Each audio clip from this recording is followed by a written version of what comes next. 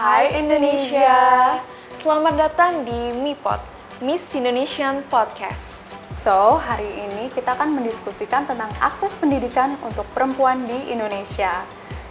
Miss tahu nggak ada tren di sosial media menggunakan lagu The Winner Takes It All?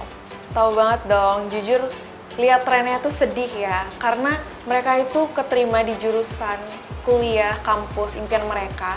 Namun mereka harus mengubur dan menunda mimpi itu dengan bekerja karena beberapa faktor seperti dari lingkungan, lalu kondisi finansial. Yang lihat aja saya sedih, Miss, jujur.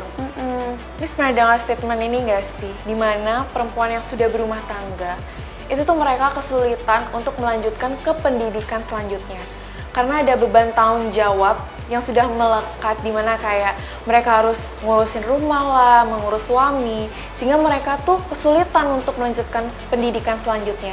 Sedangkan sebagai seorang suami dan lelaki, mereka memiliki kebebasan memilih untuk melanjutkan pendidikannya. Menurut Miss, statement itu gimana?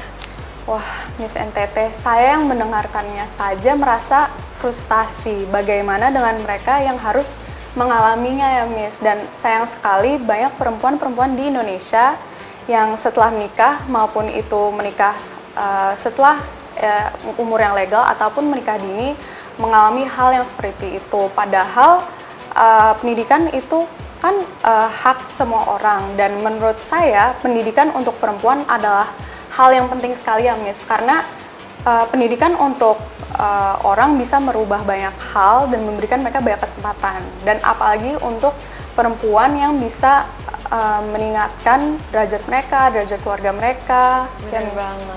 Setuju sih sama statement dari Miss DKI Jakarta. Pendidikan itu kan hak semua orang ya.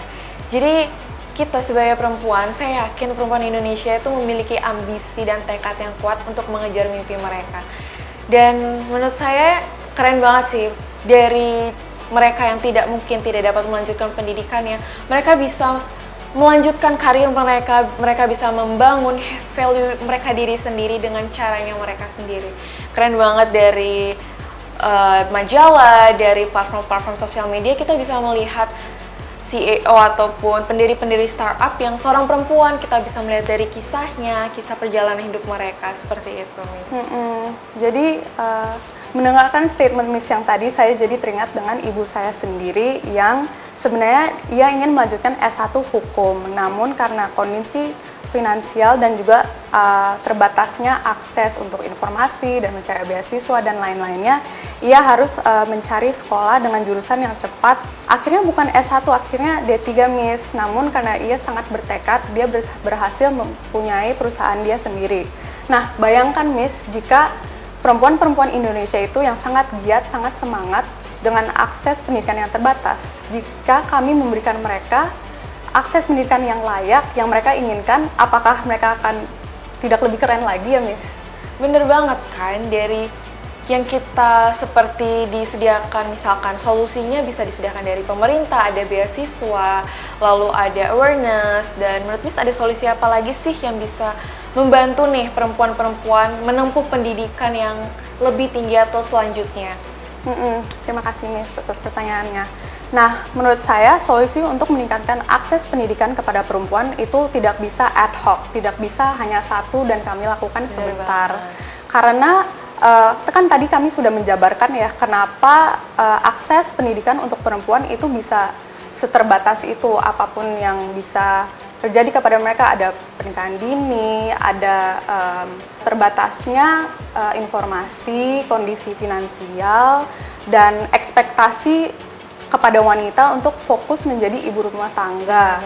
Dan dengan itu kan banyak ya faktornya, Miss. Menurut saya selain beasiswa dan juga mungkin awareness, community, dan informasi yang ada di sosial media, mungkin kita bisa berusaha untuk merubah mindset masyarakat bahwa wanita ini bukan hanya bisa menjadi ibu rumah tangga. Kan mungkin di 2025 harusnya kita berpikir bahwa semua orang tahu pendidikan untuk wanita itu penting sekali ya, Miss. Keren sih sama pendapatnya dari Miss DKI Jakarta. Jadi saya percaya dengan pendidikan dan informasi yang tepat bisa membantu perempuan Indonesia memiliki akses yang lebih menuju pendidikan Indonesia bagi masa depan bangsa. Dan saya yakin dengan privilege dan platform yang kami punya, itulah kewajiban kita ya Miss untuk membuka pintu akses untuk mereka. Saya Miss Nusa Tenggara Timur.